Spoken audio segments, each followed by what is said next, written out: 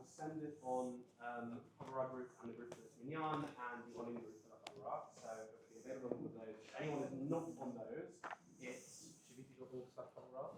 Shiviti.org/Ḥabura, Habura, and you'll find all of the source sheets there also. If anyone specifically wants a paper copy, then just raise your hand. Is it a Sephardi group? Yes. Any chance we could sit closer then? Yeah, please. Bring your chairs. I'll here. I don't. If I was in Poland, now we'd sit far away from each other. But come, as close as you can. As close as you can. Just don't block the camera. Come. It's good. Come closer. I'm not joking.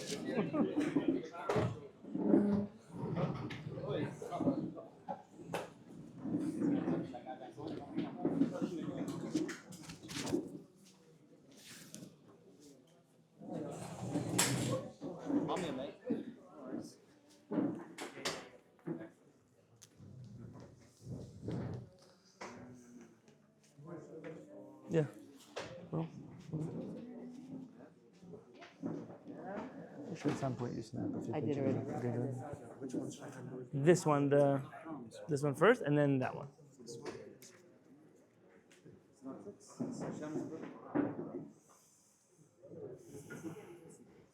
Was that my green light? Yeah. Okay. So Daniel. Once again, we're very glad to have the rabbi here. The Sephardi Mizrahi Olim community, as the name says, is a group of people who we understood that we didn't want to have to choose between being with our friends, but going to an Ashkenazim minyan, and our minhagim in a place which perhaps doesn't have the sort of community that we're looking for. So we're trying to answer that question, and we've been meeting since Parashat Noah, coming up on almost a year, every single week. Also, Ari Garazi, who is not here this week, he is very instrumental in this. So that's us. We have a big group on WhatsApp as well. We have events during the week, and we're happy to be in touch with anybody who would like to come here, especially in Shabbat, but not only.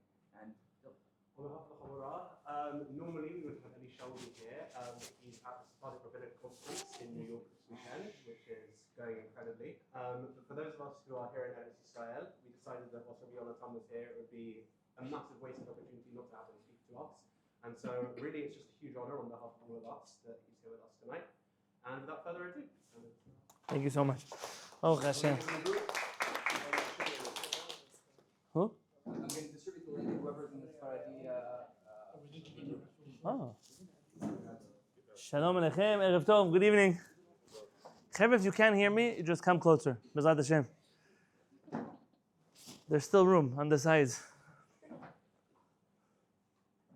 Rabbi, I was once in Los Angeles and I came to Beit Knesset and the men were here and they put the ladies like 3 miles down the end of the thing, and I said, I'm not going to teach till the ladies come here, and they laughed because, like, of course.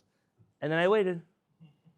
And I waited for about 10 minutes until they realized that I wasn't going to talk, until somebody asked me on the way here if the shiur was open to women. It's very simple. If there's a shiur Torah that's not open to women, you shouldn't go there. It's not a normal thing in 2025 that people are not learning Torah all over the place for everybody, everywhere. Torah is for everybody. There's nobody who has a monopoly in the Torah. And in a world of people that are serious about the future of the Jewish people, hearing everybody's voices when it comes to the Beit HaMikdash is something crucial. And it's a big kavod for me to have anything to do with the Ḥabura. They always print me in the teacher section of the Ḥabura. I was very honored. I'm always scared because the section before that is the ones who died. I don't want to end up in that list. Yeah, but there's like the past, the present, the future. I was hoping to be in the future, but clearly now I'm in the present. And I'm always grateful for everything to do with the Ḥabura, for Dylan for organizing this entire thing, and for Rabbi Eli, who's not here right now. He's where I'm supposed to be. He's in the Rabbinic convention in New York. But Baruch Hashem, I hear beautiful things about what the Ḥabura is doing in Israel. To the Sephardi Mizrahi Olim community, that's actually an incredible initiative. I told Rabbi Daniel I want to hear more about it. B'ezrat Hashem, after the shiur. Can I ask just by raise of hands, is there anybody who has not been to a shiur with me before? Okay, some of you. Baruch Hashem. What? Oh, let's say Zoom. You've been with me on Zoom? Okay, okay, Baruch Hashem. I don't know how shiurim work elsewhere. I don't know what our clock is like tonight. My desire is to learn together. And then after that, I'm here to answer any questions, comments. I'm leaving back to the United States on Wednesday morning. I have till Wednesday morning to answer everybody's questions. There's no need to rush out of here. If you need to go, obviously go. But just like I don't want you to feel pressured, I also don't want to feel pressured. Because Hashem, we're going to be learning Torah together tonight. Rabbi Shlomo, you already heard the shiur in New York. Again, but hopefully our rabbis say, "En bet midrash b'lo chidush." There's no such thing as a bet midrash with nothing new in it. So hopefully there'll be something new here this time around. And if I could give one last thank you, aside from Eretz Hemdah for giving us this place, I'm very grateful to them. To the Rabbanit, everyone is used to seeing me speak and teach and write and do all of the things. The Rabbanit is, if not equal, then far surpassed me already in her chokhmah and her wisdom. Shali v'shalachem, everything that I have is hers, and I wouldn't be able to do anything that I do in the world if it wasn't for her. At the end of a 3-week trip with 6 children, running around from place to place to place, to be able to give a shiur right now is only bizchuta. It's only because of her, so I'm very grateful that you're there. There's a famous song.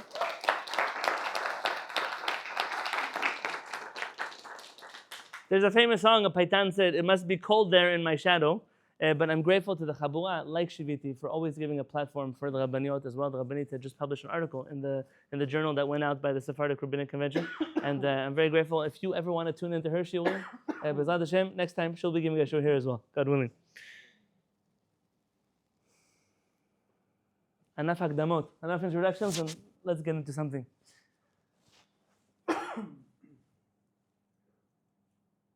If I had to think of what unites the people sitting in this room, aside from Torah, it is an attempt, and I'm going to be presumptuous and say, it's an attempt to understand Torah properly. I've been here now for 3 weeks. So 3 weeks I've learned, there are a lot of people who learn Torah and know nothing about what it actually says. They learn a lot of it, very observant of it, yet between them and the Torah there are many, many, many miles of ocean that they have not yet bridged. And it's not coming from a place of arrogance, but from a place of precision. When the Torah that you read doesn't mean what it means, then you can do whatever you want with the Torah, and the Torah becomes Play-Doh, and you can play games with it however you want. For example, my first Shabbat here, we read in the Torah where some of the Jewish people wanted to go move to better real estate on the other side of the Jordan River. And Moshe Rabbenu has one problem with that. What does he tell them?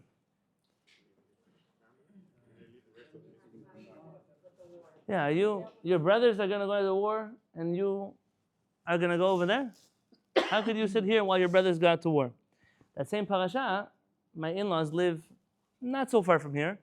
It's the border of Mea She'arim and Geula. It's a pleasant neighborhood in the middle of the night when everyone's sleeping.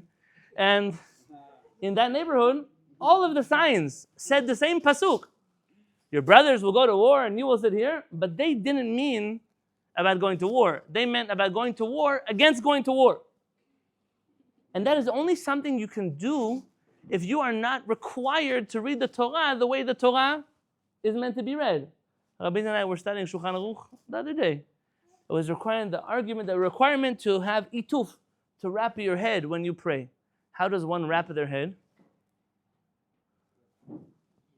With a talit, with a scarf, with a mitpachat. You wrap your head. But it says in the bottom, nowadays we wrap our head with a black hat. Now listen, I'm all for you like the style of 1800 Polo. I also wear a black hat sometimes. But you can't wrap your head with a stiff box. And that doesn't work this way. You can't use the word wrap to mean. Chachamim say that you should tear the bread on Shabbat, livtzoa, and then you slice it with a knife. Listen, I also like slicing things with knives. You just don't use the word then betzi'ah to mean chituch. 2 different things. Precision is very, very important when it comes to understanding Judaism, and it's not just because we're picking on people, it's not just because we're here for academic rigor, for semantics, or none of that is important. What is important is what are the words of our Torah and our Chachamim actually trying to tell us. And here enters my dearest friends in the world who read the Torah the opposite of how the Torah should be read. There's a beautiful printing press, they print beautiful books. Art Scroll Masorah Publications. They are the kings of printing things that don't mean what they should mean. And Baruch Hashem have opened up the Torah to much of the English-speaking world, and you can't take away anything from them in that department. But sometimes you read through the book and you wonder, is what it says in the Hebrew actually what it means in the English? And I always read in the comments and I tell my people in the Kehillat, If it wasn't that people donated chumashim to our Kehillat 15 years ago that were blue, I would have gotten a different chumash already. But let's look together because it's important for me to explain what I mean in the context of what it is that we're reading. If you don't have a source sheet in front of you, and I should have, I have extras here. I have from Masechet Menachot. Let me hand this one around. Maybe if you want to go to shiviti.org/Ḥabura, it's the art scroll Talmud. There's a famous story. And the story is very relevant to the Torah because it's about the Torah.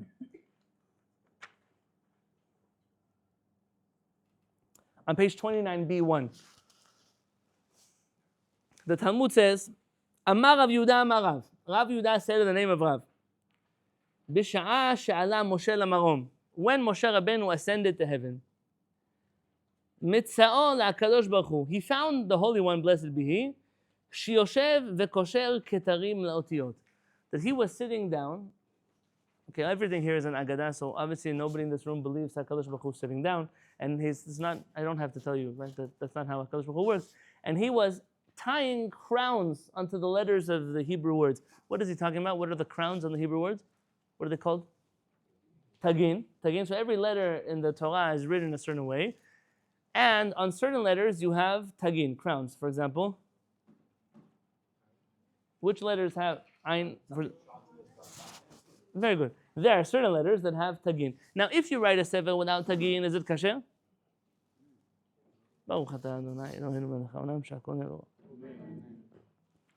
It's kasher. You don't have to have tagin in a sefer. But if you put tagin and the tagin are incorrect, is a sefer kasher? No. It's interesting halachah. So you find tagin are optional, but once they're added, they become mandatory. So here, HaKadosh Baruch Hu is sitting down, and he's doing something optional. He's adding letters, crowns, onto the letters of the Torah. Amar lefanav, Moshe Rabbenu said to him, Ribono shel olam, Master of the universe, Mi me'akev al yadcha? Who's holding you back from giving the Torah without crowns? Like, who's the board of rabbis that is telling you it's forbidden for you to give us the Torah unless it has crowns?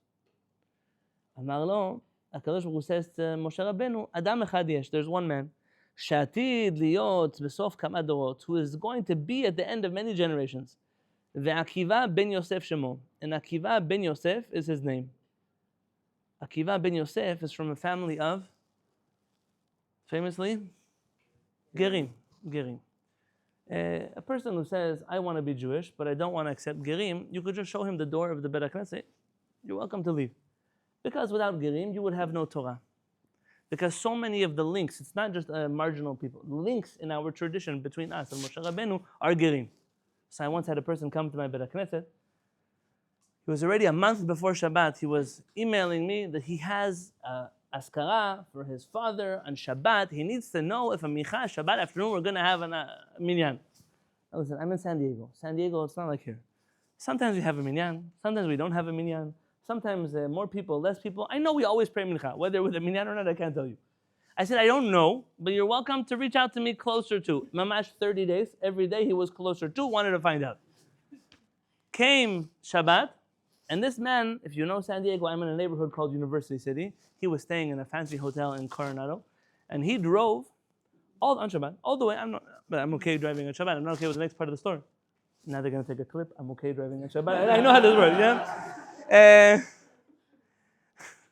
He drove almost 30 minutes to my Beit HaKnesset, parked his car outside, came inside, beeped his keys, put it in the pocket, came in, and he was so happy to see there was a minyan. And as he took a chair, he looked around the room and he said, you have Gerim in your community? I said, of course. I can't pray here. I said, that's the door. Don't let it hit you on the way up. You're going to come to my Kehillat and tell me, you drove here on Shabbat, my friend. You're going to come here and tell me that the people here who accepted the Torah and themselves and their families, their children, they're better Jews than you'll ever be. You can't pray here? That's the door.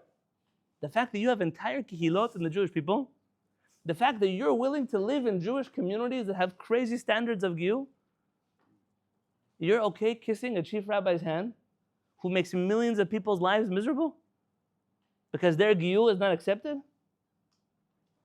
You should wonder whether we would have Jews today if it wasn't for people like Rabbi Akiva. Though my tangent's over. Akiva ben Yosef Shemo.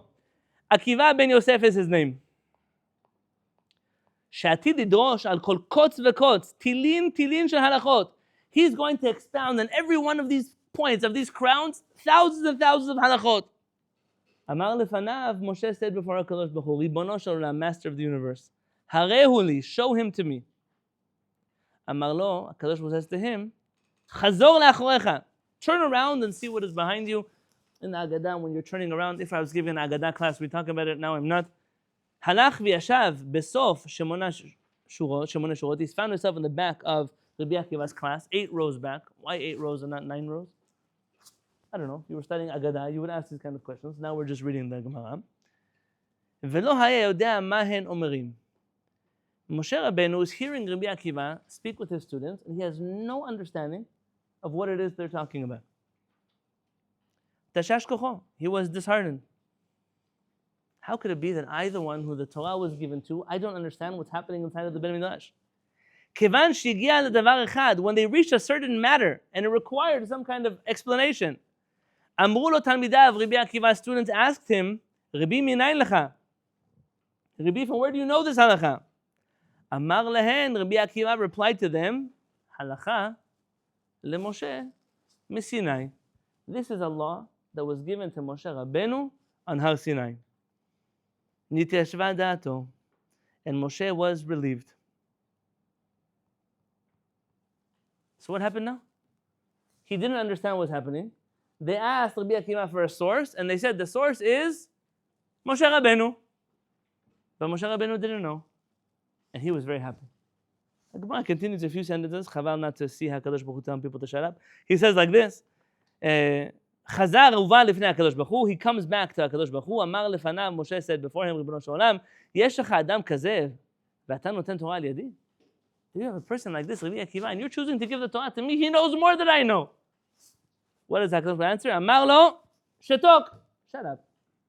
I tell my children, be quiet is when someone is being nice to you. Shut up is when they're not being nice to you. HaKadosh Baruch Hu tells Moshe Rabbeinu, shtok. I don't want to hear you talk. This is what has come into my thoughts before. Amar lefanav, Moshe said to him, Ribono shel Olam, hiritani Torato, hareni sacharo. You showed me his Torah, now show me his reward.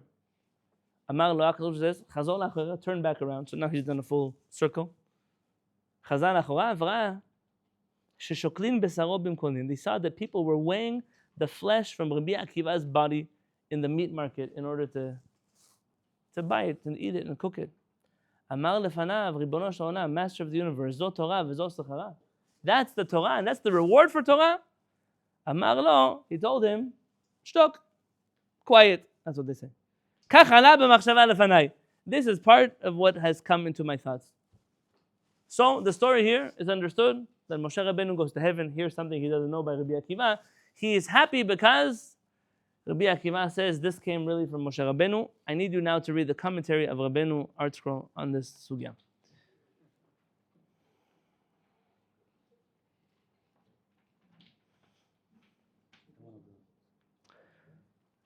Here it says in source 14, in the footnote, you see it?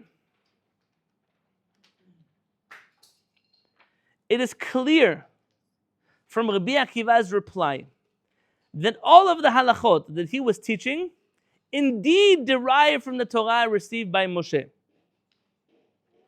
Those who would deliberately misinterpret the Gemara and attribute Moshe's lack of understanding to innovations that were supposedly made by Rabbi Akiva are not only heretics, but are proven wrong by a careful reading of this very passage. Now, since I read this footnote, I've read this passage at least, without exaggerating, 50 or 60 times. I'm still waiting to read it in a way in which Art Scroll is correct, and I'm the heretic. I'm waiting. Now, I would love for someone to explain to me this Gemara differently, but as I'm seeing the sugya, here's the story.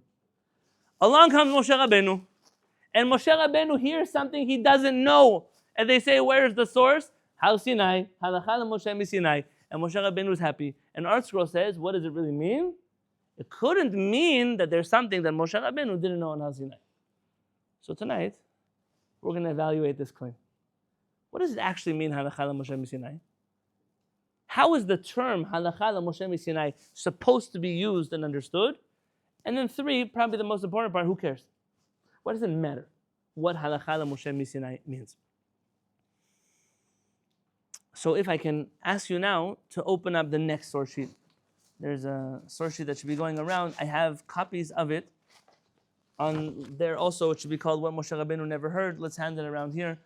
I printed this in a print shop in Geula, and I was so happy they didn't notice the New Testament halfway through here. So wait, I need one copy for myself though. Can I? Ah. Who here is familiar with the writings of Rabbi Eliyahu ben Amozeg? Very good. Has anyone studied seriously the writings of Rabbi Eliyahu ben Amozeg? Shlomo. Also? Which one? Oh, you're the. I know who you are. Ah. You know what it says? Just for you, just in honor of Rabbi ben Amozeg. Chachamim say, what does it say? You should let other people praise you and not your own mouth. I believe the Zohar says, for you also. The Zohar says if you have no one to praise you, open up your mouth with chokhmah and then already you will be praised. You have done incredible work. Sori Hagilad, can somebody take a staple out from me here? Sori Hagilad is one of my favorite pieces of Rabbi Eliyahu ben Amozeg. And it's the tip of the iceberg of the greatness of Rabbi Eliyahu ben Amozeg. And I want to tell you that when the Ḥabura first printed the book's letters on Kabbalah, I called Sinai with a complaint. I said, Sinai, I love you very much. I also have complaints on Kabbalah, but this book is not fair. It's not fair. Because you included some excellent attacks on Kabbalah, some of the best that are out there. But the response of the Mekubalim, it's very, very weak. It's very weak. Even the response of Rabbi ben Amozeg had nothing to do with protecting Kabbalah, just his personal fights with Rabbi Lutzato. That was the only thing that was really in that book. There are a few great Chachamim who attacked Kabbalah seriously. The most famous of them all, Alav Shalom, Rabbi Leon de Modena, wrote a book, Ari Nohem, against Kabbalah. He has a more popular book that everybody studies, they don't even know they study. I just told somebody in my wife's family that he studies his books. He couldn't believe me.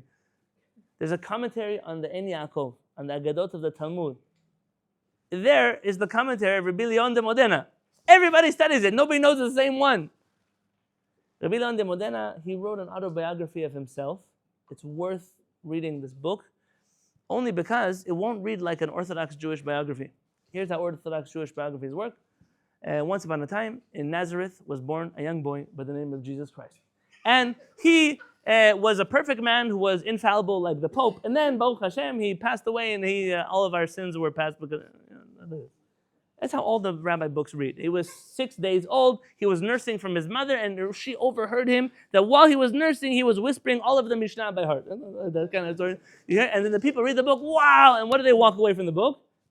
I will never be a Talmid Chacham. Because when I was 6 days old, I was just nursing for my mother. Maybe even not that. Maybe it was formula already. I don't know what it was. So what chance do I have to be a Talmid Chacham? The books, they cause people to not even try.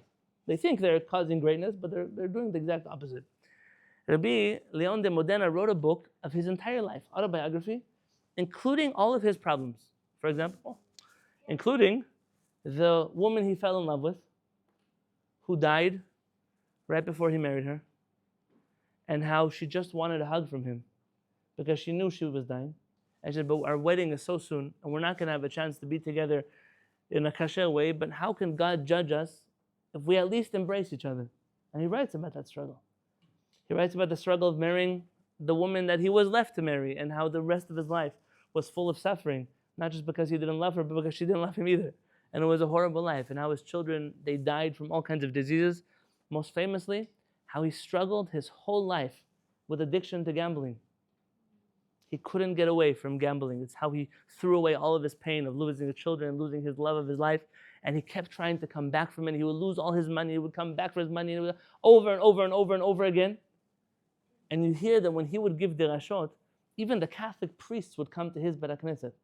Royal families would come to hear him speak because they said there was no more eloquent speaker than Rabbi Yehuda Leon de Modena. He wrote all of this, his own book.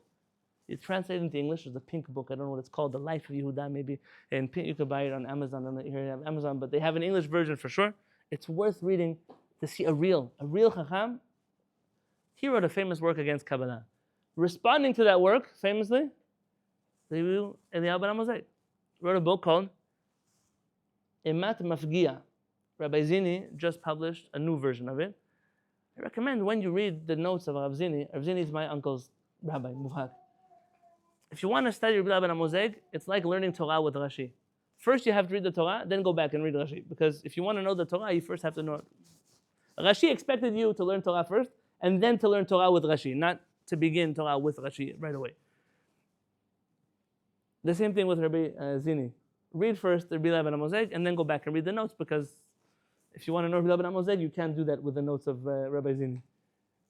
Now here, in Emat Mafgia, he really defends his platform of Kabbalah. Rabbi Moshe Chaim Lutzato, the Ramchal, wrote 3 responses. 2 he wrote on his own, and the 3rd he wrote by his student. I have the copy, an original printing of his student's response to Ari Nohem. After that, famously, Shadal wrote a book against Kabbalah. What was Chacham Shadal's book called?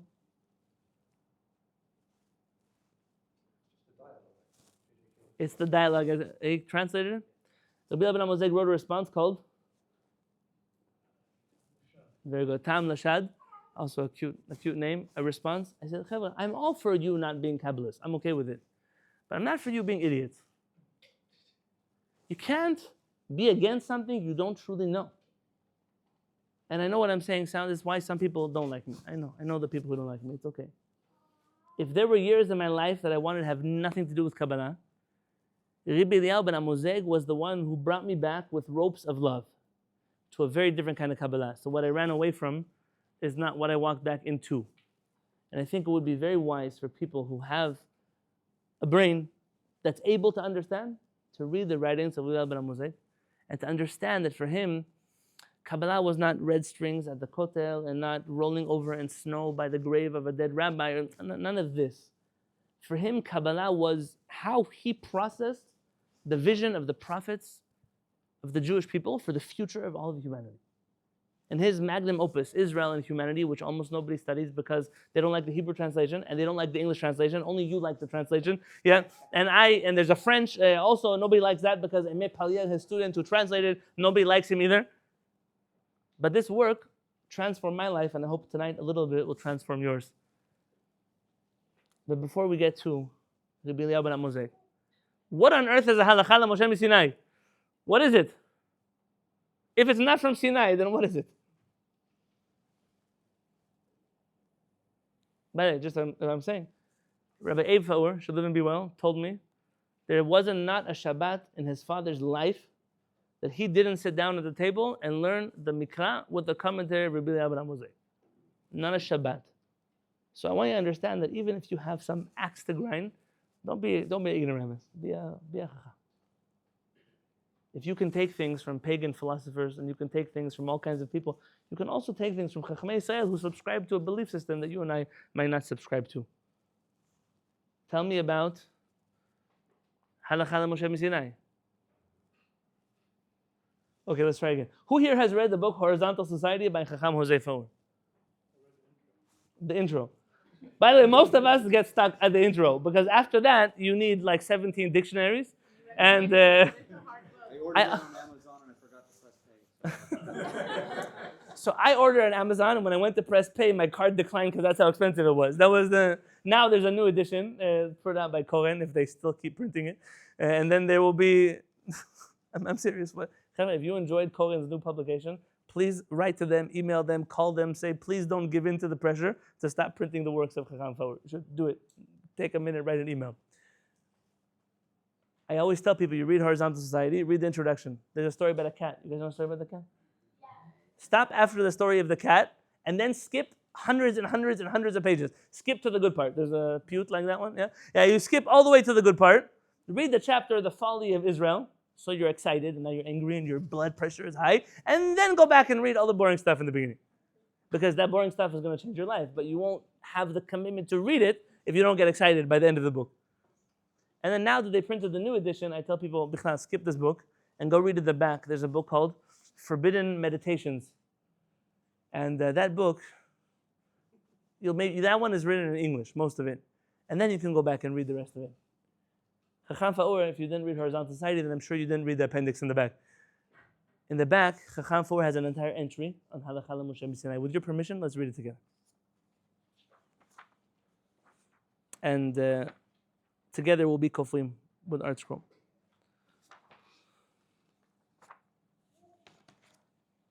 It's past the New Testament, page 14. There is a special group of halachot classified by the Chachamim as Halachah LeMoshe MiSinai. See Mishnah Eduyot. Okay, I'm going to skip the sources. It is a major rabbinic concept. In a sense, the entire Torah, including the oral tradition, is a Halachah LeMoshe MiSinai. Not all of these halachot were originally designated as such. An opinion could have been registered in the Mishnah as a halakha without any qualifications. And upon consideration, the Talmudic authorities would classify it as a halakha LeMoshe MiSinai. Rambam recorded a list of most of the cases that were classified as a halakha LeMoshe MiSinai. According to the Rambam, these halachot have two characteristics. First, they have no legislative basis in the text of the Torah.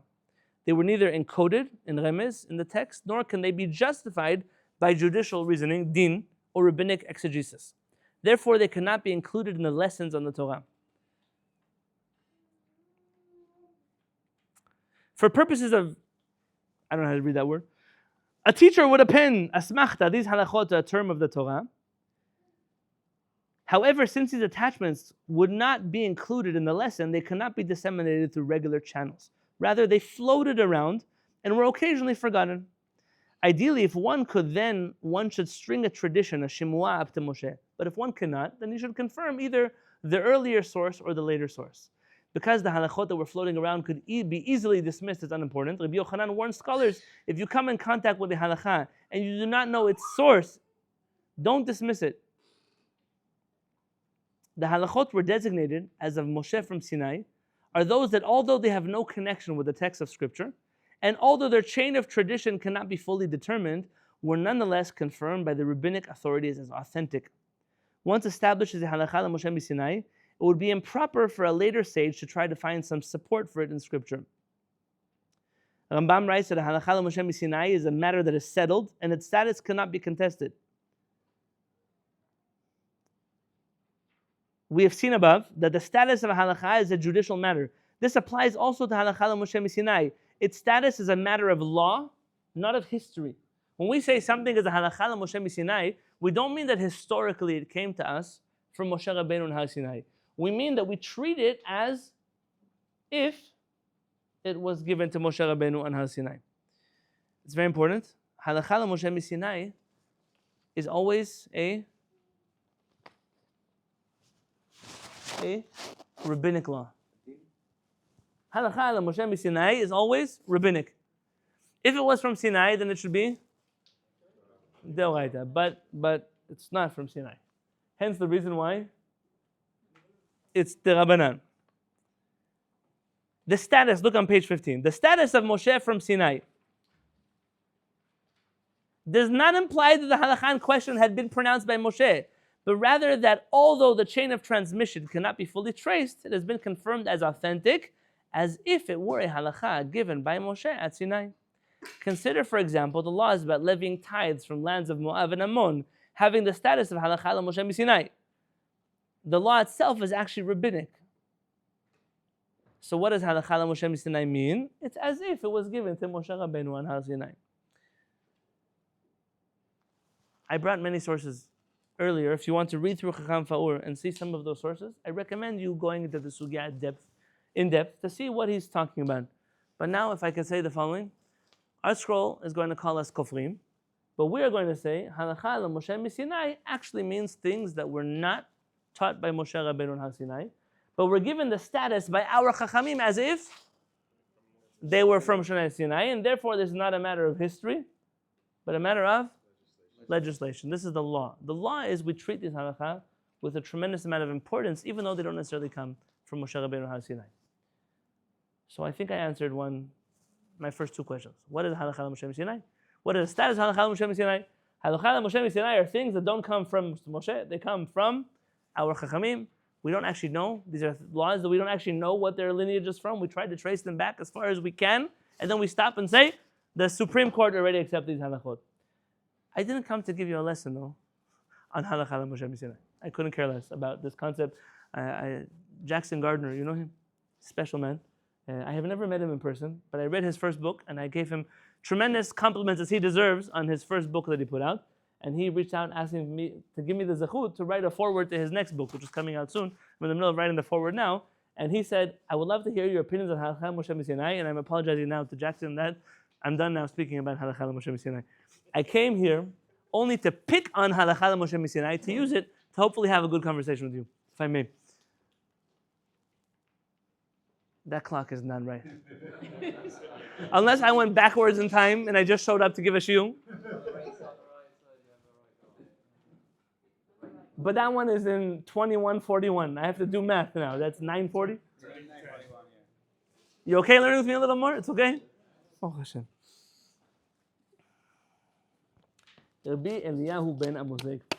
Okay, Shlomo, in 30 seconds or less, what on earth does Rabbi Eliyahu ben Amozeg want from our life in the book Israel and Humanity? 30 seconds or less, Rabbi Ben Amozeg wants Israel to be a nation of priests and to service to the world, to bring Hashem to the nations. Basically, it's like a forerunner of the Sheva Mitzvahs B'nai Noach as a universal thing. Rabbi Adin Steinsaltz of Chabad has also taken a huge approach with this. These are 30 seconds. I'm just throwing it out. My CM was 2 months ago now. I forgot all of it. Oh, well, you should have started there. And then we'll go. Baruch Hashem. Chevra, the story is like this. Rabbi Eliyahu ben Amozeg, I'm going to tell you about his book Israel and Humanity. Rabbi Eliyahu ben Amozeg believes that if HaKadosh Baruch Hu is really the God who created everything, it cannot be that he only cares about Jews, because he created everything. So it can't be that the Torah, that is supposed to be the blueprint of the world, only cares about Jews. The problem is that so much of our Torah only cares about Jews. And therefore, all of the dialogue that we have with the creator of the universe seems to only care about Jews. And then you start to look in the writings of our prophets, and the prophets clearly don't care only about Jews. They're talking about the world and all the nations, and my house will be a house of prayer for all the nations, and all kinds of things. Zephaniah talks about all of the nations. Okay, it's not a bomb.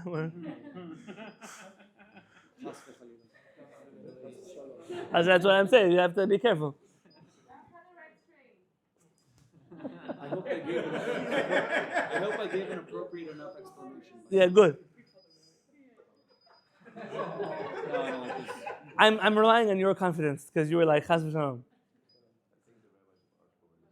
That's right. I'm here in the. I can share a not politically correct story. I was once taken to a Beit Knesset, Young Israel of the Muslim Quarter. Allah Shalom, I don't think it exists anymore. The rabbi there was a rabbi by the name of Rabbi Nachman Kahana. You could figure out the relationship yourself. I went there once on a Friday night. And before the Asha, the rabbi gave a speech and said Shabbat Shalom, and also to the Shabbat listening in the microphone.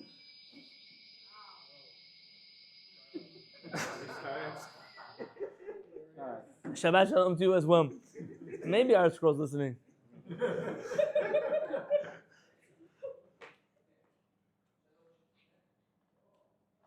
But it's not our scroll's fault. I should judge them favorably. Every translation in the world is going to be a commentary.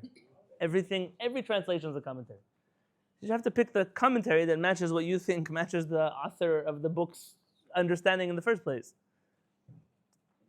If you don't like the Talmud, you don't have to translate it. But if you're going to translate it, do it faithfully to the Talmud, not to you. Professor Mark Shapiro has a book called Changing the Immutable. In the introduction to Changing the Immutable, he quotes a socialist historian. This is the hardest part of being a socialist historian, is trying to predict the past. Because you're trying to justify your existence today based on things that came before you that don't match anything you're doing today. Rabbanit has a theory, I think she's right, that the reason why many religious communities don't study the Tanakh is what are you going to do with that book? It doesn't match Judaism. Imagine like how many wives David HaMelech has. Imagine going to your local Shlom Bayit class and hearing about David HaMelech. You can't do anything with that story. Imagine hearing about all of the complications that people have, relationships with each other, flaws in leadership. Because the guy in Bnei Brak, he can do nothing wrong. But Moshe Rabbenu, he can do things wrong. How are you going to match that to your religion? So you just don't read it, because it's better not to. Rabbi Ben Amozeg, God cares about everybody. Prophets care about everyone. So what happened between Har Sinai and our prophets? Says Rabbi Ben Amozeg, HaKadosh Baruch Hu saw that the world was not yet ready for a Torah. That the world was busy sacrificing their children to Molech. You know how you sacrifice a child to Molech? Do you know how you do it? Careful. Here, it happened here. Mamash, a few steps from here. There's a valley here called Ben Hinnom. Yeah, the Ben Hinnom Valley. That's where our rabbis get the name Gehinnom. Why are they called Gehinnom? It's to remember those guys. Yes? They had a big statue, I think made out of copper or some kind of metal, and he had outstretched arms like this. And he cupped his hands together like this. And the priests of this Avodah Zarah would light a fire inside this idol, and they would bring their babies, and they would put them in the hands, the boiling white hands, smoldering white hands of this idol, and they would watch their babies burn to death. Who would do that? The people would bring their babies and kill them. Now, there are such crazy people in the world. But in Am Yisrael, you can imagine, HaKadosh Baruch Hu says, you're not allowed to bring your children to be offered before Molech. You have to tell us that. Clearly, there are people who put all kinds of other things before the safety and well-being of their children. That's a real thing. Molech. Says HaKadosh Baruch Hu, how can I give Torah to a nation that's still busy sacrificing their children to Molech? On the other hand, if I give the Torah to the Jewish people, and they're supposed to teach it to the world, chances are the world will get the Jews to offer things to Molech before the Jews manage to convince the Molech worshippers to offer things to God. So now there need to be two things. Somebody has to hold on to the Torah until the world is ready for it. Number two, somebody has to watch the Jews so they don't become Molech worshippers by the time the world is ready for the Torah. Says Rabbi Ben Amozeg, essentially there were two Torah that were given in Har Sinai. What he calls Torah of the world, Torah of humanity, and Torah of Israel. Respecting your father and mother. Is it a universal mitzvah or a Jewish mitzvah? Everybody needs that one. Not speaking Lashon Hara. Universal. Not stealing, not murdering, not the universal. Not wearing wool and linen clothing. It doesn't even make sense for us, but we do.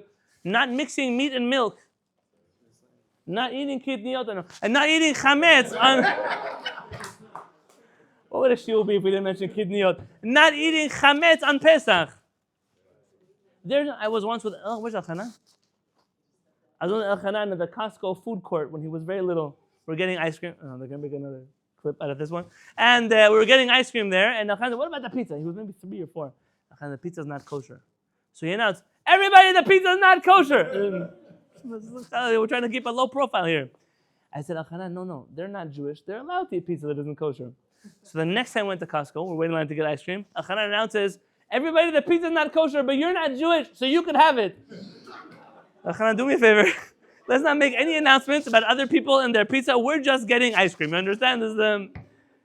There are certain things, lo shayach. It's not relevant to the world to not mix meat and milk. It's something HaKadosh Baruch Hu gave us. Says Rabbi Ben Amozeg, Begadol, HaKadosh Baruch Hu wanted to separate us from the rest of humanity until there came a time where humanity would be ready and refined enough for us to be able to mingle with them again and give them the Torah that we've been keeping safe for them for 2,000 years.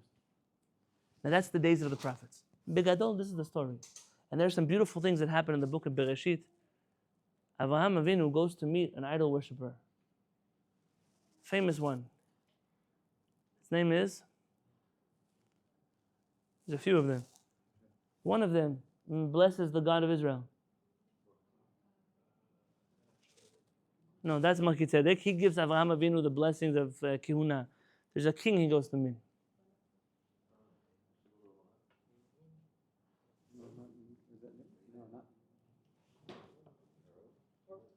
Rabbanit. Avimelech. He goes to meet Avimelech the king. Avimelech is a bona fide idol worshiper. Avimelech talks about Yud Kei Vav Kei, Adonai, Hashem. All the time he's speaking about him.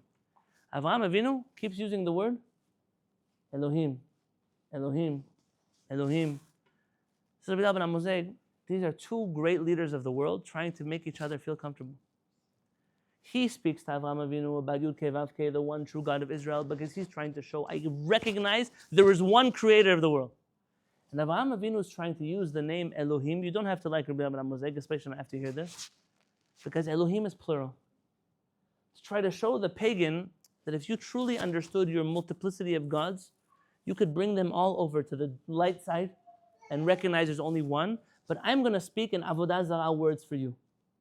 Just like Rabbi Moshe explains, that in the holiest place for the Jewish people, in the Beit HaMikdash, in the middle of the Beit HaMikdash, which is dedicated to the belief of one God, inside of that place, there is one Ark of the Covenant, the Berit, that we made with God in Sinai. And on top of that Ark of the Covenant, you have two idols made out of gold. And HaKadosh Baruch Hu said in Sinai, don't make any images of gold and silver.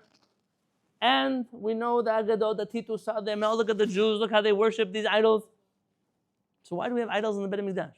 Now Rabbi Yehuda Halevy writes in the Kuzari, what does he say? The same God that told us not to have idols, told us to put idols. We're about listening to God, nothing else. Okay. Rabbi Moshe says something that's going to make you angry. It's good. He says, you're going to drag a pagan to Yerushalayim. And you're asking him to give up all of his Avodah Zarah. What are you going to give back to him? He says, you could show him that even in the heart of the Jewish people's faith, there is room for a purified Avodah Zarah. Don't worry, all the Maimonideans in the room, we're all shaking in our chairs, not just me, okay? In the heart of the Beit HaMikdash, there is a place to show, and we Jews, we cover it with the curtain. We don't want to see it, but it's there. It's there because when we could show the world that the gods that you believe in are really just some aspect of HaKadosh Baruch Hu, the greater God of all of those gods, then you can come back. You can come back to this holy mountain and give away your paganism, but it's hard to ask a person to give up paganism. Can I say something not politically correct? And I'll offend some people for sure in the room. I have a bedin for you. My bedin, I have the zechut to welcome people into Am Yisrael. In the realm of working with people who once upon a time were Christians, I find that people on the journey of becoming Jewish follow a certain trajectory. Not always, sometimes. Christian in some capacity, sometimes even Catholic, then to Christian, then a Christian to other denominations, end up in some kind of messianic reality where there's Torah and shofarot and talitot, but there's still the luxury of having Yeshu. And then when they make their way into Judaism, they almost find themselves in one of two denominations. It's not the Ḥabura and Eretz Hemdah or the Sephardic Mizrahi Olim. They usually find themselves in Chabad or Breslov. Because I can't give up Jesus. I can't do it. I don't know how to serve God alone. I only know how to serve God through something. Now, I'm not telling you I'm not here to, not on Chabad, I'm not here to make anybody look bad. I'm saying for the perspective of the person who's trying to get close to HaKadosh Baruch Hu, it's a very scary thing. You start reading Moreh Nevuchim with the Rambam, and he takes away everything that you have. All of your paganism that you thought was Judaism is gone. And now what am I left with? I'm left with one Yachidum Yuchad. I'm left with one God who's the most one in the world. And now I'm a heretic. Because I'm not a pagan like the rest of the Jews. So what do I do then? Rabbi Moshe is understanding, if you want to bring all of the nations back to HaKadosh Baruch Hu, you have to create a reality in which they can come back to HaKadosh Baruch Hu. The problem is now we're 2,000 years later, and there are literally tens of thousands of people banging down the doors to the Jewish people to come home, and we have no answer for them. The stupidest answer so far is, why don't you become a Ben Noach? You heard this answer? What does it mean to be a Ben Noach? What does it mean? It means to suffer the rest of your life. Yeah? Halachic status of a Ben Noach, a mamzer. He's the illegitimate child of nobody. Because he believes in one God. And he loves HaKadosh Baruch Hu. She cares about Torah Mitzvah. She can't keep half of them. Half means 7 minus 6, 630 minus 7. I did half. You understand? I want to go to Bet HaKnesset, but the Jews don't want me because I'm not Jewish. I want to send my kids to school, but they can't go to a Jewish school. And I don't want to send them to public school, definitely not to Catholic school. So where do I go? Who do my kids marry? The Jewish community that asks me to be a Ben Noach instead of becoming Jewish wants me forever to suffer. You can think about this any way that you want. I'm telling you now, mitziut, a reality. Somebody who wants to come into Am Yisrael and you close the door in their face, then that's the problem. It's not them, it's us. But greater than that, imagine this story. We have a new pope now, yeah? Should live and be well. Hopefully this one... I mean, maybe this one will know how the map of Israel looks like.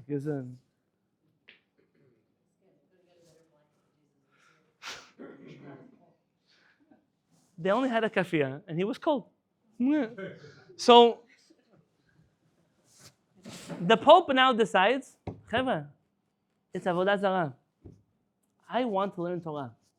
I want to be Jewish, not just me. I have a whole college of cardinals that want to be Jewish. In fact, we have, how many Christians, Catholics in the world right now? 2 billion. Less, I think. 2 billion. 2 billion? We're 2 billion? About 3 billion Christians, 2 billion Catholics. I thought it was closer to 1, yeah? Can we just say 1, judge us favorably? Yeah? 1 billion Catholics want to come and to learn Torah tomorrow.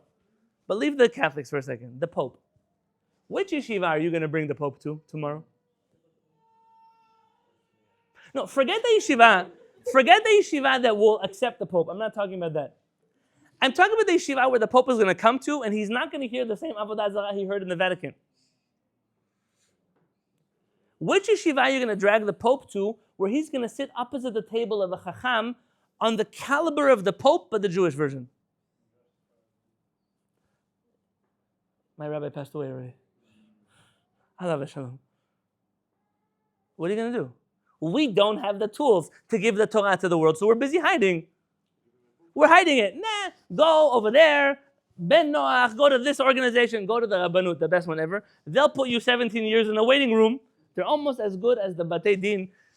I can't say the name of the place. I want to be able to be invited back to London. You understand? So over there, they're going to put you in a waiting room. They're going to withhold your Teudah for 15 years after you finish your Giyur. They're going to, and if you, God forbid, are walking in public and your child pulls your wig off of your head, they're going to, you might as well go back to the church. Because that's the reality of the Jewish people. It's pathetic. Yeshayahu and Yirmiyahu, Yecheskel, Chagai, Zachariah, Malachi, they gave birth to a nation of people who the world is knocking on heaven's doors, another paitan, and we don't want to open the door. We're not interested. We're not interested. No, we're not interested. We're afraid that if we open the door, what are they going to find? Who's going to be able to handle this job? So you can't read a Haftarah on Shabbat that talks about the whole world coming home and then say, but I'm not ready for that job yet. What's it? Where does it say that? Good. That's right. So, where does it say that? Maran writes in Shulchan Aruch, if a person comes to convert, you ask him a question. Ma ra'ita shebata litgayer? Why are you converting? Don't you know that Am Yisrael is dechufim, sechufim? Don't you know that when you drive like I did today, you make a wrong turn in the wrong neighborhood in Yerushalayim, that you might not make it to the end of the street alive? Don't you know that? And he says, I know, and I still want to be, I'm not good enough, I still want to be Jewish. What does Maran write, Shulchan Aruch? Modi'im oto. We actually don't know Modi'im at all. We just take him to the mikveh. You immerse him immediately. Have you know the halachah in Shulchan Aruch that you're not allowed to teach a non-Jewish person Torah? You know the halachah? It didn't get canceled anywhere in the Sanhedrin, not that I know of. So how could it be that for a person to become Jewish, we put them through 10-year smicha program? They come out knowing more than the rabbi of the community. It's not such a high bar, but know more than the rabbi of the community. And then, in year 9.5, we say, we don't think you're ready. And then he walks away. All of that Torah, where did it go? Who let you teach it? Pushing away 3 times? There's a midrash like that in the root. That's cute. Nice. By the time 3, if it was 3, I'd be quiet. But it's like 300. How much can you push away a person? I didn't come to talk to you about Giyur today. Just min Shamayah what it came. In this entire chapter talks about the Jewish idea of progress. Chacham Fa'ur has a fascinating essay, a little bit different, on Darwinism in the writings of Rabbi Ben. I highly recommend you read it. It's called, I don't remember the name of the article. If someone knows, you'll find it. I can send it to you. Rabbi Ben writes the following. Come with me. 2-page.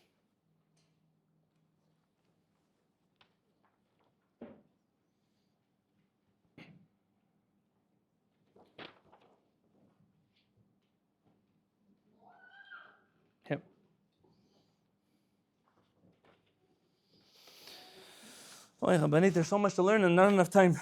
Okay, let's do it together. Start with me here on page 3. Now, Rabbi Ben Amozek, he calls everybody a Kabbalist because for him, everybody's Kabbalist, and Kabbalah is Judaism. He uses the word synonymously. I already gave you enough Hagdamot today. You don't need to stone me. I just reading what's written here.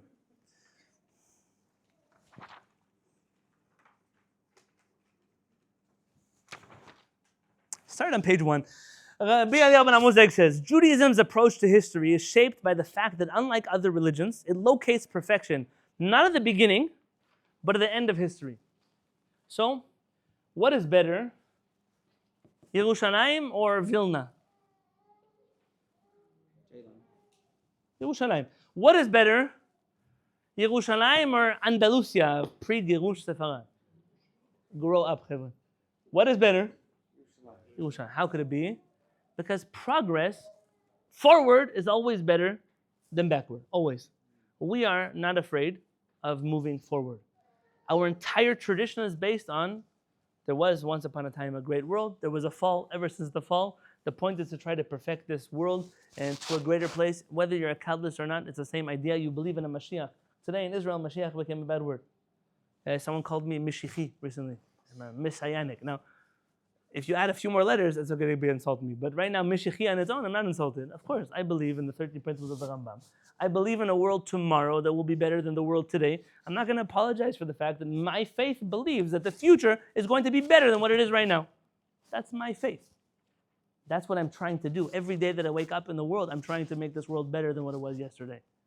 That's our mind forward to, we're not trying to recreate anything in the past. In fact, every time you find people trying to recreate the past, they come off as some pathetic imitation of something they're trying to recreate that doesn't exist anymore. We're going forward. This surely is the meaning of its commitment to the coming of a messianic era, which we may define as faith in a future perfection of the human race, religious, moral, social, material, which must be achieved in the last days. I'm going to skip some sources here. Come with me to page 3. Thank you so much. Intellectual and religious progress. The concept of intellectual progress is of great relevance to religion, which has, however, a decided tendency to regard ancient times as intellectually superior to the present, and thus to reject the idea. Most religions reject the idea that the world is progressing. But if Judaism professes belief in progressive perfectibility, we have an impressive proof that the principle of progress has indeed penetrated deeply into Hebrew thought. Remind me your first name. Shimon. You go by Simon or Shimon? What do you prefer? Shimon. Rabbi Shimon, do me a favor. When you translate Israel and humanity, because you will get there, B'ezrat Hashem, write it in English, okay, not in this. Someone needs to do a job to do it well. If you look in the life of Yeshu, I brought you some verses from Luke. He is bragging to the world that he is going to tell the secrets on the rooftops. He's going to scream it out loud from the rooftops because the world is ready for it. Part of what he's hinting at, according to Rabbi Ben Amozeg, as a Pharisee, as a student of the Pharisees, Yeshu believes there are things that we've been hiding for the world because the world was not yet ready for it, and I think the world is ready for it. In general, Rabbi Ben Amozeg thinks it's kind of foolish for one Jewish guy to think that he's the epitome of all of Jewish civilization and to decide he's the guy who's going to decide when the Torah gets out to the world. But then nonetheless, Yeshu's proclamation that there are secrets that need to be screamed from the rooftop is his affirmation that the Pharisees' doctrine that in the future there will be more knowledge than there is right now is true. Religious progress can be seen even before Moshe, at the bottom page 3. Men grew morally. Abraham is superior to Noach, and Moshe is greater than Abraham. In an ingenious parable, the rabbis compare, okay, this part doesn't matter.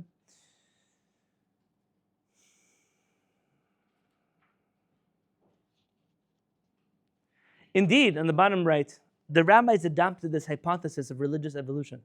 The accusation made against them in the gospel, that they elevated human traditions above the word of God. Do we elevate human traditions above the word of God? Absolutely. In the words of Paul, I am a Pharisee, the son of a Pharisee. I cannot apologize for my Pharisaism. Shofar on Shabbat, Rosh Hashanah. You blow it or you don't blow it? What's the word of God? violating the words of Chachamim, Masechet Berachot, page 4, you're liable for the death penalty. That's not true for every biblical prohibition. They're not wrong when they accuse us of that. Says Rabbi Moshe, is enough to show on page 4 that they were scarcely disposed to regard religion as unchanging. The asseverations of the Sadducees, and indeed the very existence of that party, bear out the reproaches in the Gospels. Today, even the historical critic recognizes that the Pharisees represented change and religious progress at the very heart of Judaism.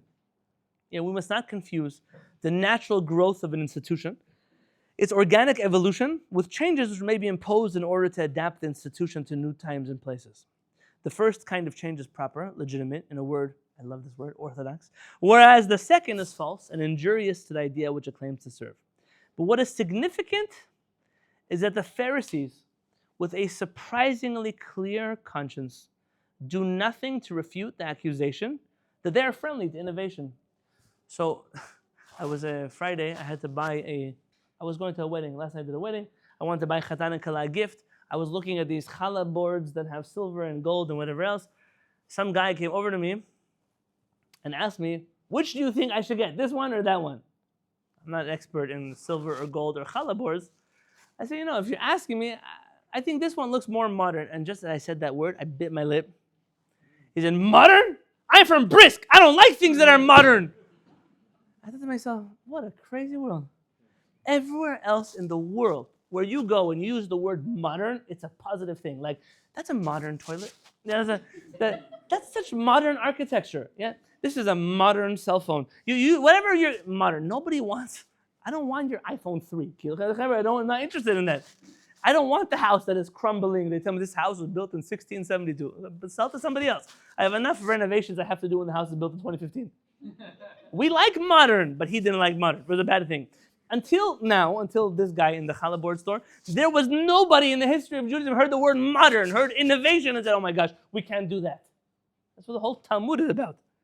Unhesitatingly, they elevate Rabbi Akiva above Moshe. Akiva, the preeminent representative of oral tradition, both applied and doctrinal. Rabbi Shimon, if the rabbis of Haleb had an art scroll, they would know that they could already burn his books because he's arguing with their footnote 14. If only the art scroll would have come before the ban of the books in Rabbi ben Moshe. The only man, according to the Talmud, who could devote himself without danger to the study of the Merkava, the mysteries of the chariot, you break your head on this one. In another passage, it is said that when Moshe ascended Sinai to receive the Torah, God enabled him to see all the generations of his successors. On the remotest level, he saw Rabbi Akiva, who was preaching volumes of doctrines about every word of the Torah. Not understanding what Akiva said, Moshe felt acute grief, but was reassured when he heard Rabbi Akiva conclude, all these doctrines came to us from Moshe, who received them on Sinai. This stupendous passage would constitute the most subtle disparagement of the written law, if in fact it were not that law's most profound vindication. This image of Moshe, who does not understand what is said in his name, who feels hardened only when he hears the most up-to-date Pharisee theories attached to his own teaching on Sinai, is a masterpiece of truth and profundity. Let's make bumper stickers. Distilled here in a few words, we have an entire system of concordance between the written and oral laws, between immutability and progress. Can we say that if the seed were endowed with intelligence, it would recognize itself in the plant? Does the child know himself in the man? No, because the difference is too great and there is no consciousness or memory to testify to the continuity, the sameness of existence. But the plant knows itself in the seed, the man in the child, because once the evolution has become an established fact, all the moments of existence are linked together and form an uninterrupted chain, which allows the being to affirm its own identity. I once heard a Buddhist teaching. Maybe it's fake, maybe it's not. Sometimes you hear quotes on the internet. I saw a quote from Abraham Lincoln. He said that you should not trust everything you hear on the internet.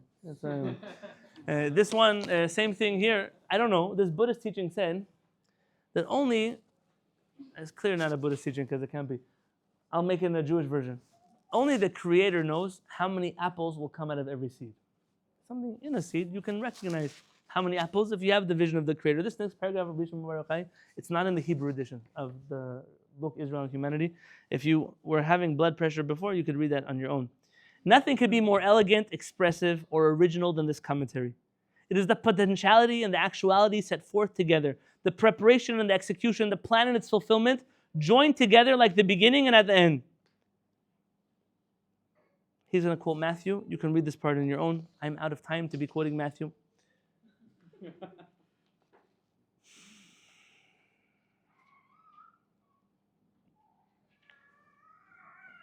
I want to read to you one last section with your permission. On page 5 at the top right. Thus the rabbis speak of 50 gates through which men can pass to reach divine knowledge. But even Moshe Rabbenu was able to achieve only 49 of these, the 50th being reserved for God alone. There are sources on page 8. All of these sources I brought to you in the original Hebrew. Another rabbi tells us that the reason it is written that Moshe received the Torah at Har Sinai. Moshe kibel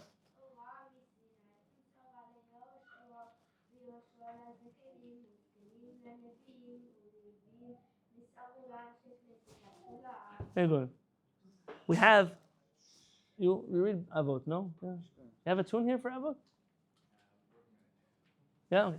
כל ישראל יש להם חלק לעולם הבא שנאמר ועמך כולם צדיקים. Okay, you read, Moshe קיבל Torah MiSinai. What should the Mishnah have said? Moshe received the Torah from HaKadosh Baruch Hu. But I'm going to ask you a favor. Aside from when you say Baruch Hashem, because you don't want to confuse the people in the street, my Mori Harav's Askara was this week, 1 year anniversary. If we would say to him the word Hashem, he would. Hashem is like Harry Potter, he who shall not be named. And there's no Voldemort in the Torah. You're okay. You can say HaKadosh Baruch Hu, Haboreit Barach. You can say Yud Kei Vav Kei, whatever. Hashem doesn't mean anything. It just means the name. And it's from all the things you could use to describe the Creator. Haboreit Barach. Wonderful things. Hashem is, don't say that one. Skip it. Yeah. HaKadosh Baruch Hu, he gave the Torah in Har Sinai. It says Moshe kibel Torah HaKadosh Baruch Hu. Instead it says Moshe kibel Torah MiSinai. Now, all those who know Hebrew grammar, there's another problem with that sentence. Moshe kibel Torah MiSinai. Who speaks Hebrew here? Hopefully most of you. If you wanted to say Moshe received the Torah in Har Sinai, how would you say it?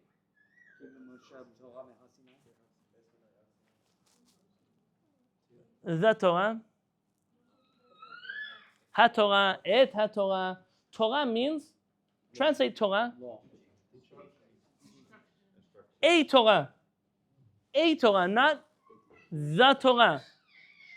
That's what it says. So number one, he didn't receive the whole Torah. And two, he seems not to have got it from God. What does that have to do with anything? Let's read Rabbi Moshe. Another rabbi tells us that the reason it is written that Moshe received the Torah at Sinai, and not that God gave the law to him there, is that Moshe was incapable of receiving all of it. Now I told you the Rambam, 13 principles of the Rambam. I don't talk bad about Moshe Rabbenu.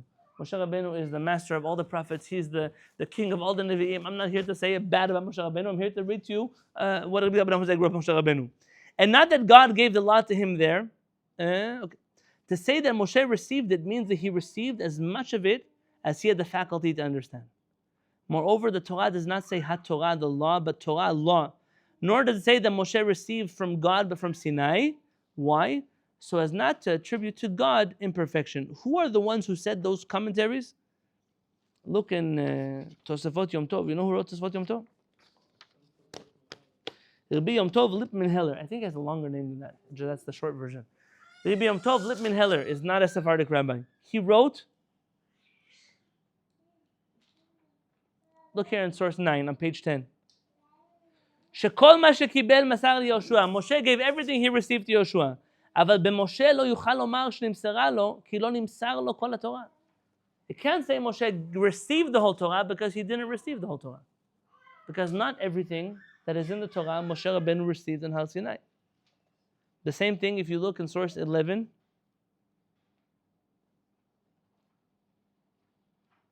What says source 11? It'll be David Halevy Siegel. He wrote the Taz. He also says here, I'll read English. Finally, the rabbis explain why Jews who are called to the reading of the Torah in the synagogue do not say the blessing Asher Natan Torah or Natan Torah, but rather Noten Torah, who's giving the law. The law was not given once, nor 10, nor 1,000 times, once and for all, but it is given continually. It is a fountain whose flow is never extinguished. If among all the Jewish sects, the Pharisees were the only one which professed this principle of progressive revelation, it does not mean that in doing so, they were unfaithful to the Torah. The Mikra is full of the promise that religious knowledge must increase, that will attain its highest level in the last age, and that the divine spirit will then spread over all men without distinction of age, sex, or condition. So Rabbi Moshe writes more and more and more, and I can't do all of it right now. But this is what I wish to share with you now. When you read something like Halachah Moshe MiSinai, there's really two ways to learn Torah. You can learn Torah as a person who received the Torah on Sinai, and my job in this world is to know the Torah, is to live the Torah, is to memorize the Torah, is to live a life where I am a, what do they call now? A Torah true Jew. That's my life. Or you can live your life that you are a student of the Noten HaTorah. I go to the Torah, and when I say my blessings every morning on the Torah, I say, Baruch Atah Hashem, Noten HaTorah, who is giving the Torah, because the Torah that I have today is greater than the Torah that I had yesterday. If you hear recordings of me from 15 years ago, I ask that you don't listen to them. People change, people grow up, people adjust. You read new books, you meet new Chachamim, you have new experiences in your life. All of you can remember the time that the things that you think today are not the things you thought about then. That's not a bad thing. That's an incredible thing. Just like the Jewish people who were living in Egypt and knew some of the mitzvot, didn't know all of them until they were in Sinai. And even in Sinai, they didn't know some of them until they were crossing over into the Jordan. And even then, there were some of them that only found out later. And some of them the Nevi'im added later that we don't say brachot over because the Nevi'im instituted them, but they were still there. All of you do mitzvot that our Chachamim invented on their own, like Nerot Chanukah, Nitat Yadayim for bread. The longer beer. Yeah? No, that's already, I can't say Chachamim, that's later. Yes? Lighting Shabbat candle, yeah? Now that one is a good one. Rabbi Kook has a very nice essay on this. So, another show, different time. If you want to learn Torah from someone special, Rabbi Kook, somebody special you should learn Torah from, something very special. And here I come to summarize. There are people who wish for us to believe that this Torah that was given to Moshe Rabbenu on Sinai is fossilized, is ossified, is old, is dead. People who believe in a dead Torah, their whole Judaism is also dead. When new things come into its way, it doesn't know what to do. It's trying to recalculate, but it doesn't know how to recalculate because it has no internet connection. And so it's busy scrambling and scrambling and scrambling, but it never gets anywhere. I was once in the pet store. I have 15 parrots at home. I was once in the pet store and I was watching this hamster, Miskin. His whole life is like on the treadmill, the gym. He's running on this treadmill and he's going nowhere. He's running and running and running and running and running. He's getting nowhere. There are people, their whole life, they learn Torah, they get nowhere. They get nowhere. Even the basic words of the Torah, like Halachah Moshe MiSinai, they think it means that Moshe Rabbenu was given something on Sinai, and now my whole job is to passively study it. Chacham Fawar has a beautiful piece in his Horizontal Society about the reason why the Torah has no nekudot, has no vowels in it. Because when you are reading the Torah, you cannot be a passive reader. You must be an active reader. You are the one vowelizing the words of the Torah. It's atem, otam, itam. What does that word say? You're the one who, now, there is what the word says. But you, as you are reading these words, are partner with HaKadosh Baruch Hu in creation. You're part of Am Yisrael. You're sitting here in Eretz Yisrael. You have a zechut that I don't have. Pray for me sincerely, that one day I will return back home. I'm going one last time tomorrow morning to Har HaBayit. And on my way up to Har HaBayit, always stand in the gate and I say, Omidot hayu reglenu b'sha'arayich Yerushalayim. My feet used to stand here. I used to be here. My view, my office in the old city of Yerushalayim had a view of Har Bayit. I sit today looking at Governor Drive in San Diego, California. Batel, you were there. It's real. And I don't even have an office. I just sit in my chair in the Beit HaKnesset. Yeah. Of nothing. Of nothing. Of nothing. You're living here in Eretz Yisrael. And you are part of multiple organizations here who are students of a Torah that is forever growing, that is forever evolving. And you get, I'm speaking for you, you get so much flack in your life because the Torah that you study is not dead. Because people wanted your Torah to die in Poland or in Bnei Brak or in Lithuania or in Morocco or Andalusia or in Yemen, and your Torah didn't roll over and die. Your Torah is still writing. Your Torah is still speaking. New things come up. You come up with new answers to those things. I said this in London. I'll say it again here. Part of being connected with a Ḥabura.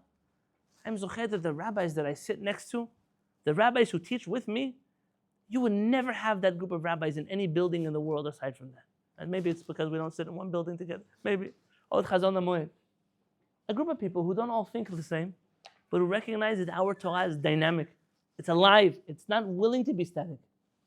That feeling, the reason why you learn Torah, the fire that burns in you, the people who want to take it away from you are jealous that your Torah is not dead like theirs. I'm asking you, don't give in to somebody else's inferiority complex. Tell them, don't worry.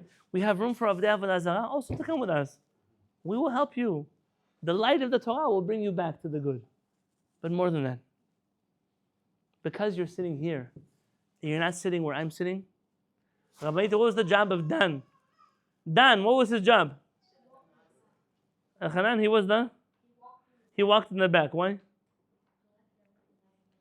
We go in the airport now with 6 children, one of us in the front, one in the back. You got to make sure you don't lose anybody on the way. March. One of us is the Me'asef, Shevet Dan. I'm sitting in San Diego. I came here to do a wedding of community members of mine who made Aliyah and are staying here. I'm waiting for the room to be empty, to turn out the lights, and to follow everybody back to Israel. You get to be in a better position than me. You get to sit here. You're here. You're at the forefront, not of Judaism. You're at the forefront of humanity. You've been fighting a war here for 2 years. I don't speak politics. And here I'm not speaking politics either. On October 10th or 12th, I gave a shiur in New York. And I said, this war is an et ratzon. With all of the tragedy and all of the devastation, this war, the world's eyes are looking at Am Yisrael. What does Am Yisrael do when it has a task to eradicate evil? What does it do? The world is watching Am Yisrael today. For 2 years, the world is watching Am Yisrael. I'm watching Am Yisrael. I'm looking at the leadership of Am Yisrael. Political leadership, religious leadership. I have more complaints on religious leadership than political leadership. If tomorrow I was to come back from San Diego with 1 billion Catholics, do you know how to explain Torah properly to them?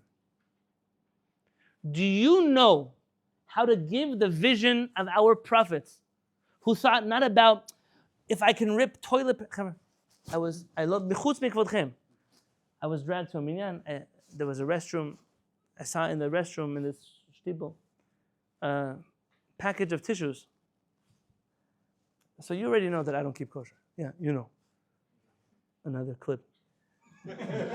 But for sure, the tissues that I eat are not kosher. But the ones in this bathroom had 3 hechsherim. 3! 1 hechsher was because Shabbat. That when you pull the tissue out, it doesn't rip the other paper. There's a guy who convinced people, I need a parnasah. Why go to university? I might as well make up a hechsher that certifies toilet paper. Yeah, he's the smart one. We're the dumb ones. Yeah. Second hechsher in the tissue box. No. Second one. The paper, chas v'shalom, is not recycled from papers that were from Geniza. Meaning that the paper is not recycled from old Jewish books. Somebody has to certify that. You know what's going to happen if you don't certify that. Number 3, remember, one is this. What is this? Number 3 and the number 3 one? No, that's a different. In the books they have hechsharim that the paper wasn't printed on Shabbat. No, number 3 was, you know? What's going to be Pesach?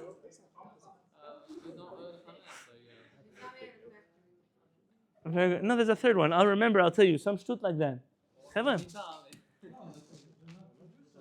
No, I didn't say that one. There's a third one. Yeah, either. Wow, really? It's achila she'en kedar. It's not kedarko. We are in a reality where the Jewish people today are involved in katanuniyut. Go to a Shiur Torah. Go sit in a class on Halachah. Listen what people are arguing about. Go catch a lecture somewhere. Shabbat in the Beit HaKnesset. The rabbi has a chance right now to speak to the whole community for a few minutes. What do they choose to tell us in those few minutes? What does it have to do with my life? Forget my life. What does it have to do with the life of the rest of the Jewish people? Forget the Jewish people. What does it have to do with the rest of humanity? But this guy's God only cares about toilet paper. So he speaks about toilet paper. And when the people come knocking on our doors, what we offer them? I have kosher toilet paper for you. And it sounds hilarious, but it's horrible. I now come Shabbat. I want to bring a gift to my in-laws. Didn't ask me for gifts. I bring a bottle of wine. I can't really drink wine. I don't like wine so much. I look for a Moscato white. It's like Sprite with a little bit of alcohol. Zecher lechuban. And I looked. The problem is, I found out the hard way. The first time I brought a wine that had 6 hechsharim on it, it wasn't the right one. Now I had to go back and get another bottle with the right one. That's not that they told me anything. I realized nobody drank the wine. Now I have to understand something. I don't know who Rabbi Reuben is. Never met him in my life. I don't know who Rabbi Mahfoud is. I heard a shiur or 2 from him.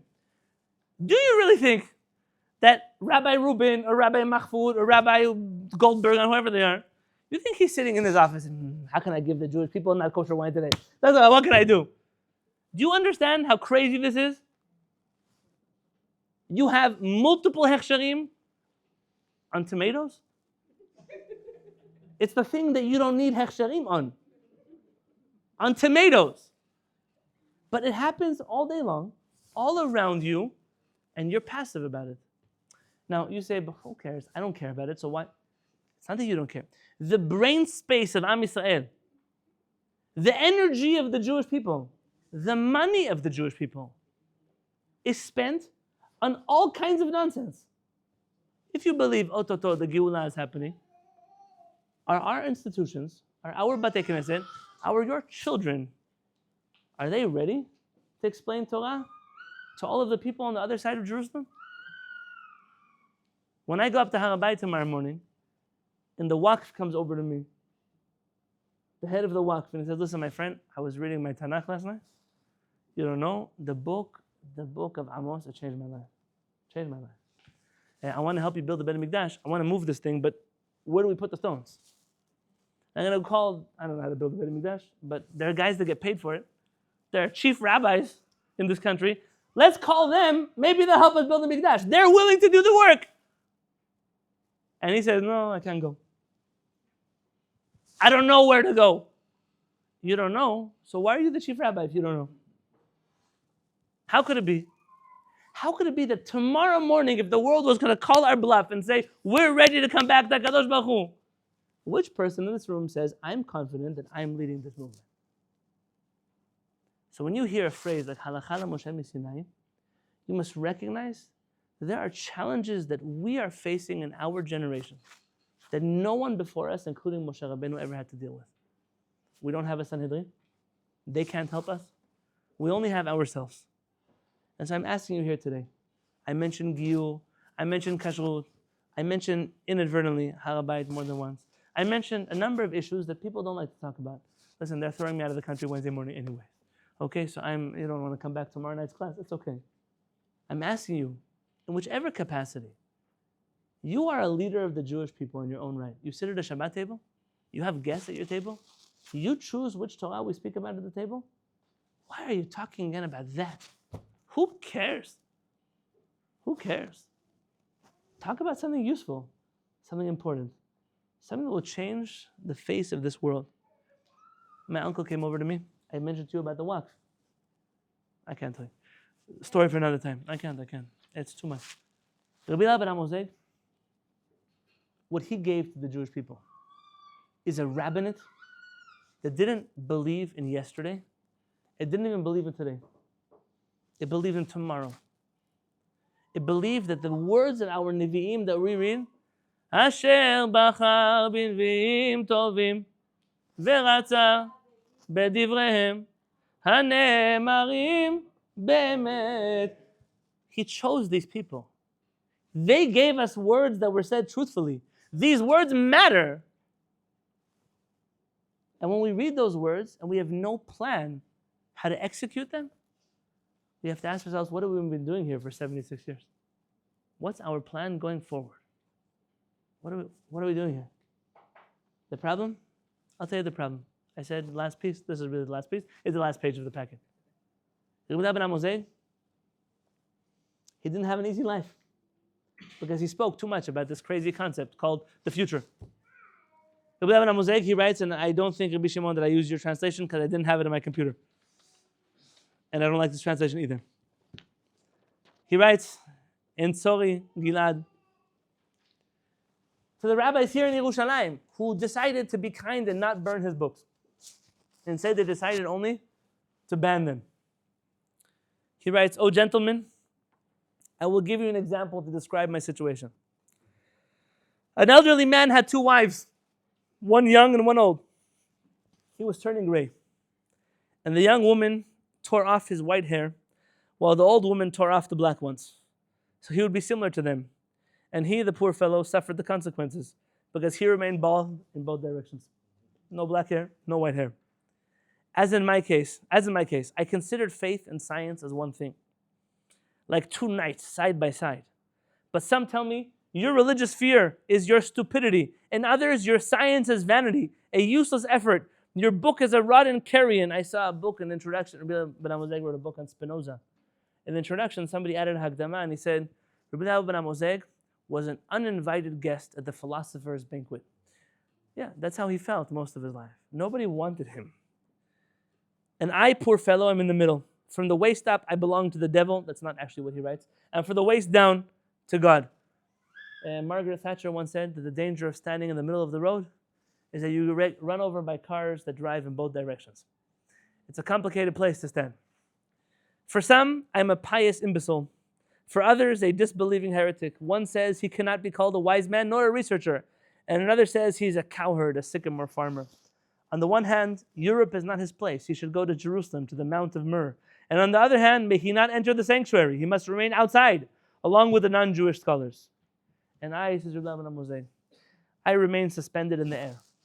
Neither disbeliever nor scribe, neither heretic nor believer, neither fool nor Kabbalist, neither philosopher nor rabbi, neither assimilated nor faithful, neither Shammai nor Hillel, neither day nor night. Rabbi Moshe is describing here what it means to be you. To be so concerned about Torah, to care so much about mitzvot, that your emunah brings you to the kind of faith that other people accuse you to be a heretic. Your hatred of heresy has caused other people to consider you a religious fanatic. You try to walk down the middle of a road. But I'll tell you that in a world that is being burned up by extremes, the middle of the road is the only way to go.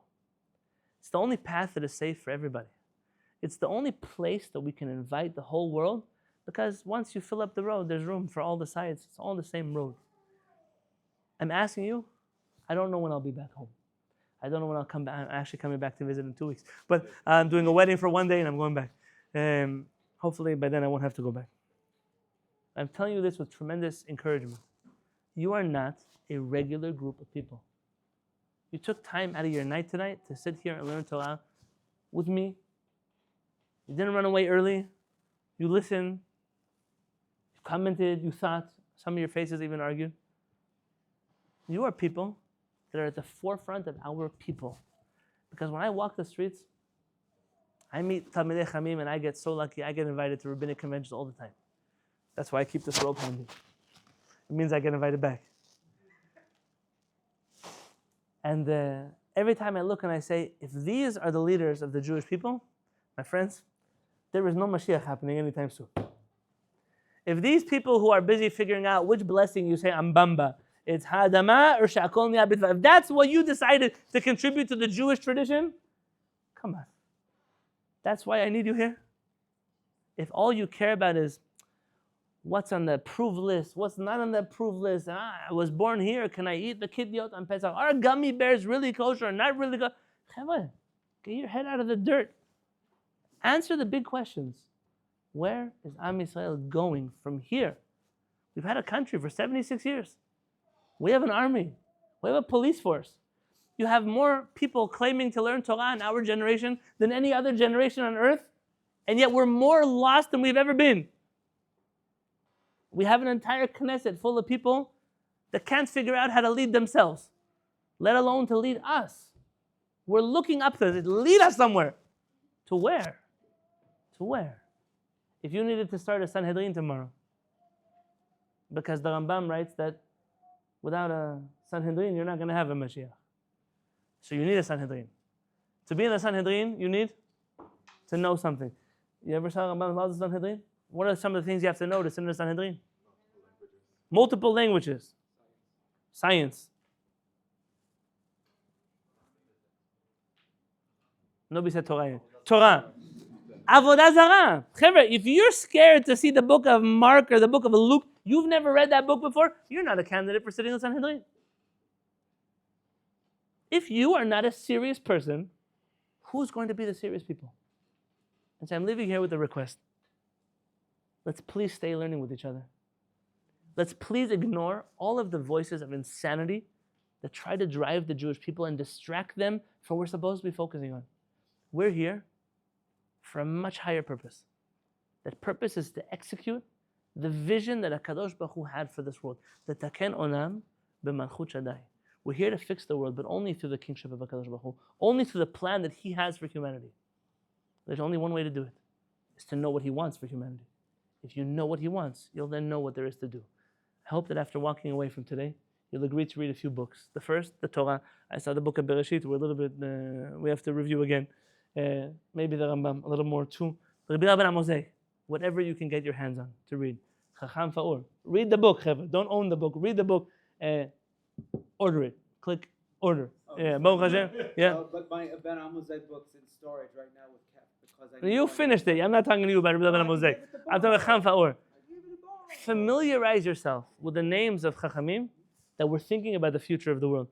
And for right now, I just want to thank you for the zechut of learning Torah with you. Some of you I see here are friends of mine for many, many, many, many years. Some of you I've known for many years. I never had a chance to meet in person.